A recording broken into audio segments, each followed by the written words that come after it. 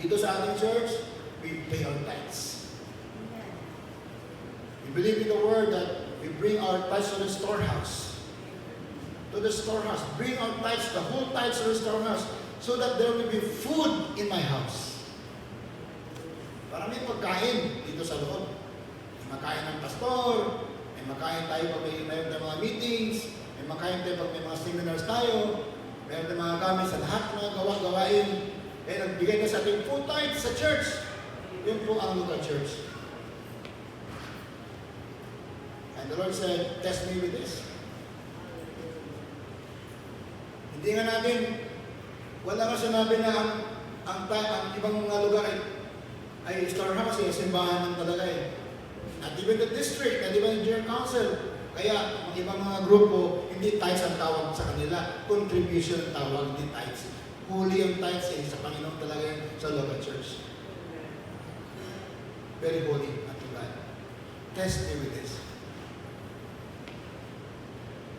May mga iba na ayaw nila, marami mga program niya, mga project niya, maggawa ng building, maggastos. Importante yun.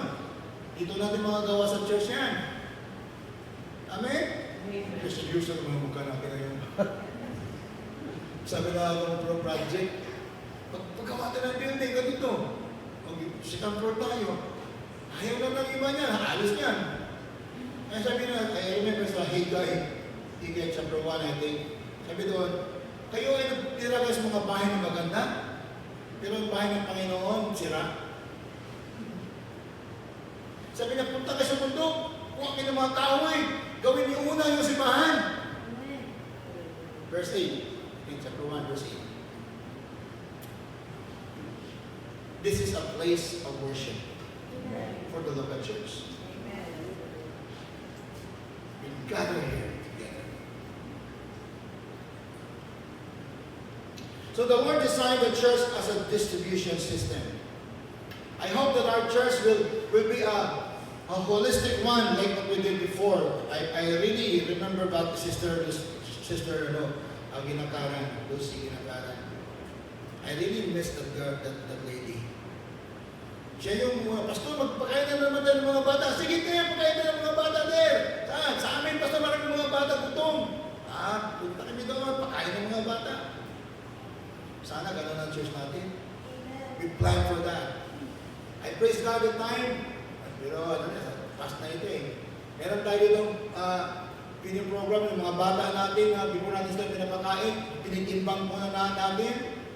Mga malnourished, mga after 7 months, titimbang na natin ulit. Tumataba na sila. Pinakain natin sila ng tamang pagkain. Ninuruan ng hygiene ng mga parents.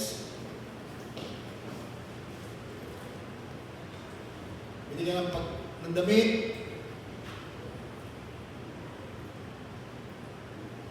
Binigyan ng immunization, vitamins, mga batang maliit, binigyan ng mga notebooks.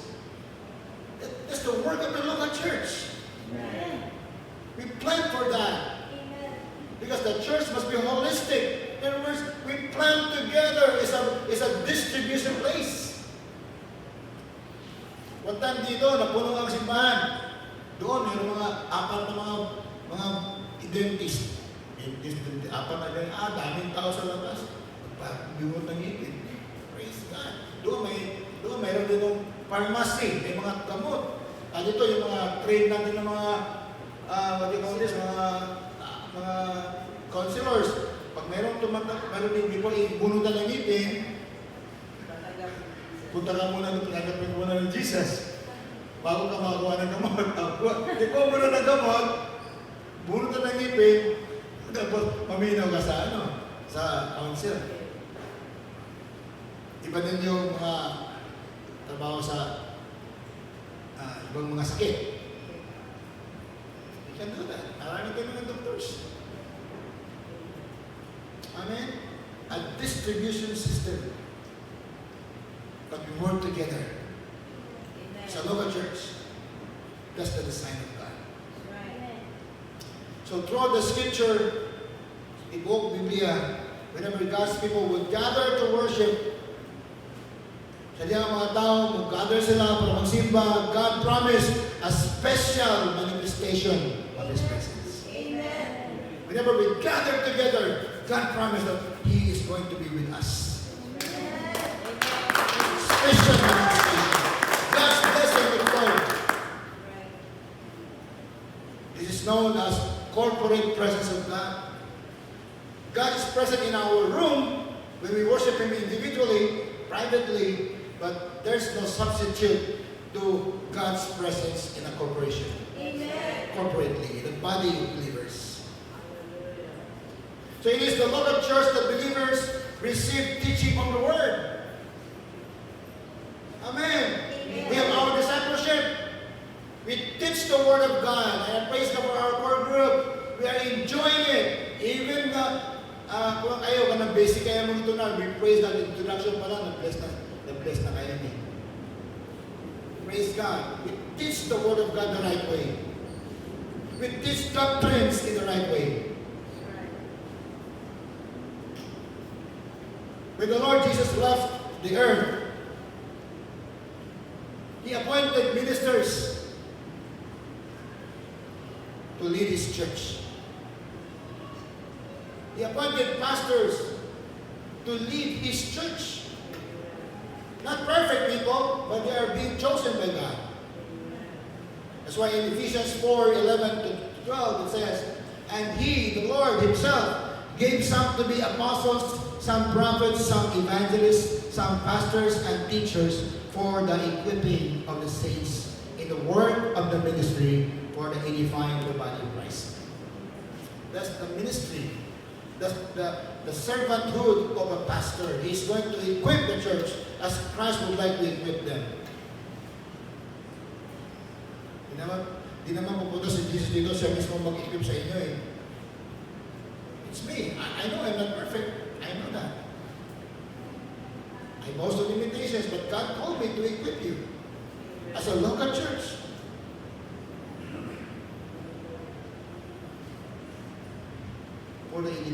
For the edifying of the body of Christ. Amen. Local church. It is in the local church that united worship is made. Ano sabi sa mga scriptures? What itong united, pinapinabi, no? Okay lang. Hindi ko dito na siguro Baptist. So, in Psalm 35 verse 18 it says, "I will give you thanks in the great assembly." Assembly of God. I will give you thanks in the great assembly. I will praise you among many people. Amen. So you praise God, your seatmate will be also, I also praise God. Natakdan. Muna ikaw din na di kayo namin praise Ginoo. Padulog mga tao na gusto kayo praise, na matakdan ka. Amen. Ay, pagdulog mga tao, nakadala mo, nagulat ang mata, nagulat mo yung mata.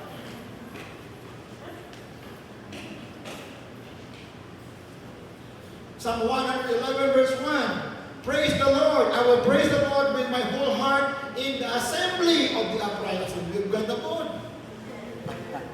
Dili ako Assembly of God. Assembly of God ba na sila? Dili na ito ha. Assembly, nalang naman natin ang Assembly of God. Assembly of the upright and in the congregation. Wow. Psalm 134 verse 2. Lift up your hands in the sanctuary. Praise God. Sa sanctuary. Hebrews 2:12. I will declare your name to my brethren. Amen. Dili ka sa mga believers to my brethren, I will declare your name to my brethren, in the midst of the assembly, sa tunga-tunga sa assembly of God. I will sing praise to you. Amen. Clearly, the Lord Church is not united worship. And crush out those verses from the Bible. Ang Old Testament mga pastor, siya yung Old Testament. Some has been quoted by and the apostles many times.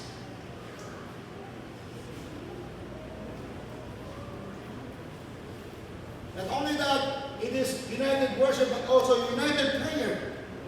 Amen. Amen. Because there is something powerful that occurs when believers gather to pray. This Amen. morning we pray for Gaza and Israel. It's powerful. We pray for the Palestinians. Dili naman na ng Palestinians mga Hamas. Daga mga pastor nila, namin daw muna nila. So when the church gathers to pray, Jesus himself is present. And the Father has promised to do whatever he asked for, or whatever is asked of him.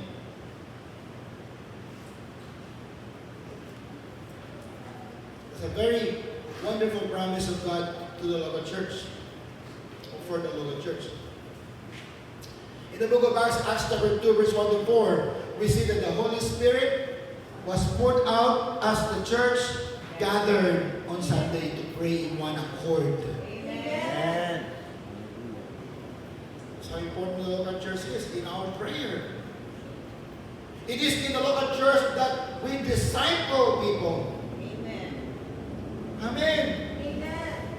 Sabi na, Pastor, meron mga disciples sa labas. Sino yung tagalaban ng disciples sa'yo? Galing din sa church yan sila. Ano siya? Is he a person who was born again in the vacuum? Bakit pa maligtas mo tayo kung walang local church? Sino nagdigkas na wala sa building na ito, still you were helped by somebody who's coming from a member of a local church. Fellowships. We can fellowship in the local church. We can exercise our spiritual gifts. Even in our small groups. Magkasanta din eh. Sa tuwa pa mo dito magkasa sa Astoria, church gap pa na doon ng kasalanan. It's still the local church. Without the local church, magpakasala sa mayor. Buti na, pirma na. It's a holy thing. Marriage. Children dedication, I praise God. We dedicated lots of children here in the church. They are no professionals. Doktor na. Trato na sa mayor.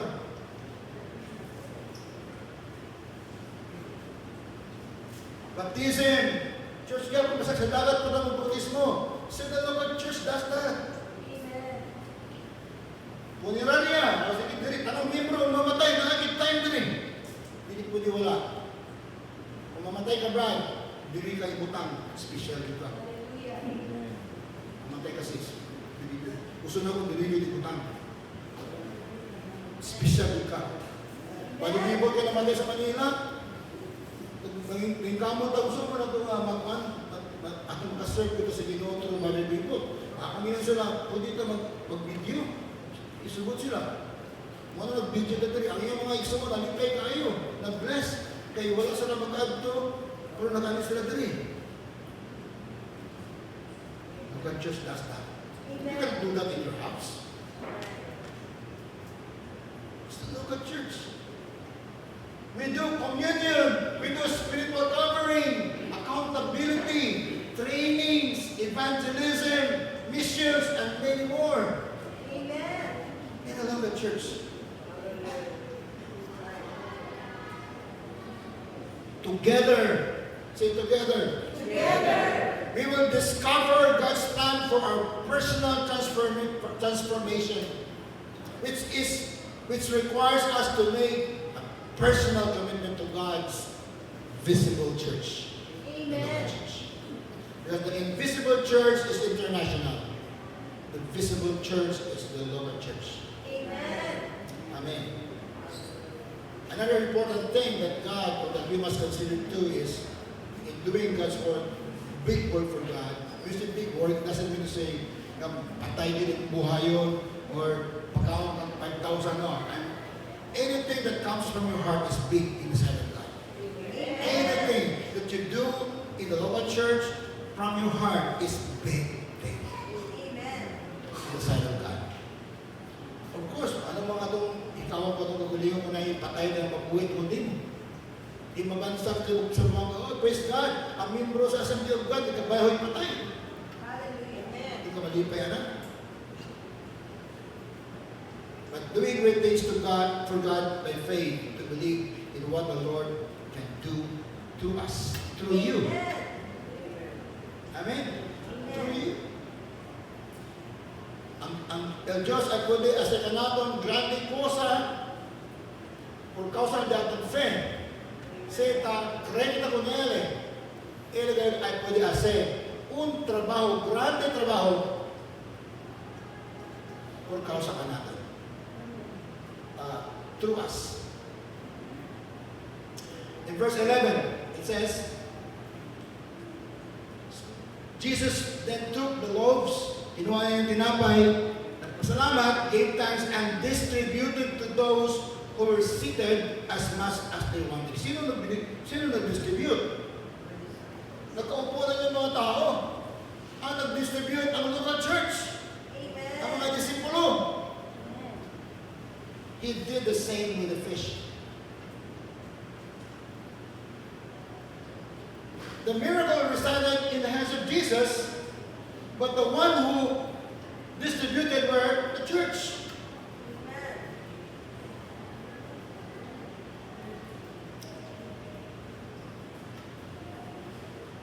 Since only the miracle resided in his hands, but the distribution belongs to the church.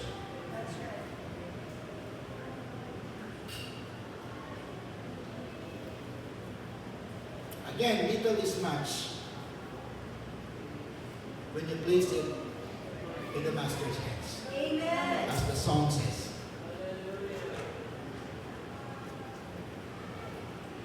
So, hindi pala matagal, may mga isda, 2, 5 tinapay, na ang may-ari, yung batang maliit, lalaki. But now, itong isda na ito, mga isda na ito at sa tinapay na ito ay pag may-ari ng Jesus. Kinuha niya ang mga tinapay, siya na ang may-ari sa kanila, at ito ay naging property na ng Panginoon. The things that we do, or we give to the Lord, little as they may be, will become God's property. Amen. Remember that. Kahit maliit lang binigay mo, kahit magbigay ka rin ng isang silya, mahal naman yung silya na yan, 500 kaya yan. Naman mas mura pa yan. Kahit maliit, binigay mo sa puso mo galing para sa Panginoon, that belongs to God already. Amen. Becomes His property. Kahit hindi naintindihan ng mga disipulo ang ginawa ng mga milagro, hindi na nalaman anong nangyari. 5 tinapay, 2 isda, bakit ang dami na nito? Hindi na naintindihan, but Jesus invited them to participate. We cannot understand what God will do, but we participate anyway. Sila yung nag-distribute yung mga milagrosong mga tinapay, na multiply ng mga tinapay at isda.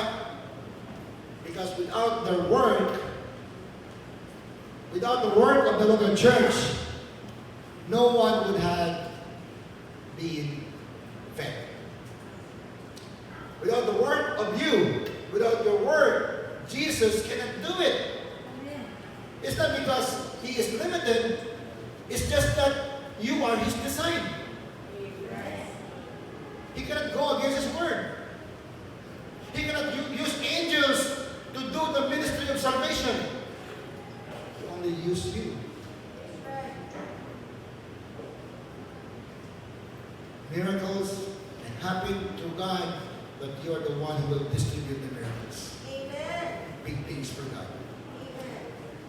Last but not the least, another important thing that we must consider is to do great God by generosity. Kung basa ka ng pagkamanghihatagol na, and putting good use of it. When you give, you want to use it for His glory. Amen. You have to spend it for His glory. In verse 12, it says, when they had all had enough to eat, He said to His disciples, gather the pieces that are left over. Let nothing be wasted. So they gathered them and filled 12 baskets with the pieces of the 5 barley loaves left over by those who had eaten. By the way, they did not just not pick up some crumbs. These are leftovers of those that are broken by the Lord.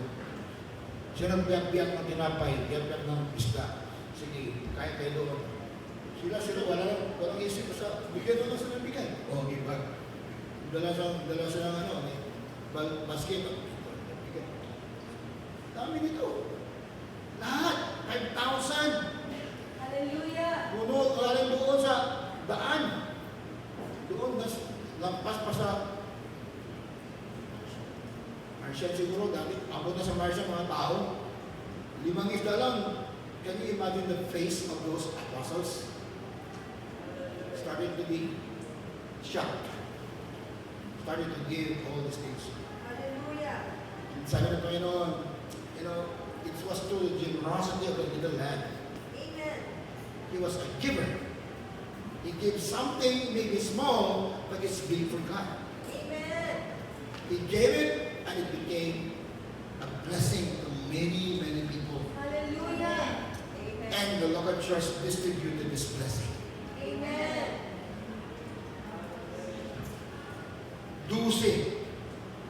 12 ka basket. Dagko nga basket, hindi gagmay. Dagko ni nga basket. Puno ng tinapay, ng isda. Wala, bigay. Yung nasubra, sabi ni Jesus, well, kain mo na, marami sobra. 12 ka basket pa rin.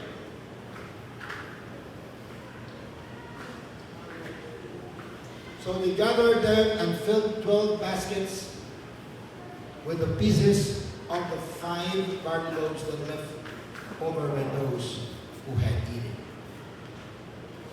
Jesus was generous but never wasteful. Amen? Amen. Jesus wanted to make good use of everything. Amen. It's a very good principle. If that's our attitude, then God will allow us to do great things for His glory. So God said, for with me or with Him, nothing is impossible. Amen? Amen. Sabi ng Panginoon, sa Kanya, walang imposible. If He said, I will use you, He will use us. Big time, big time.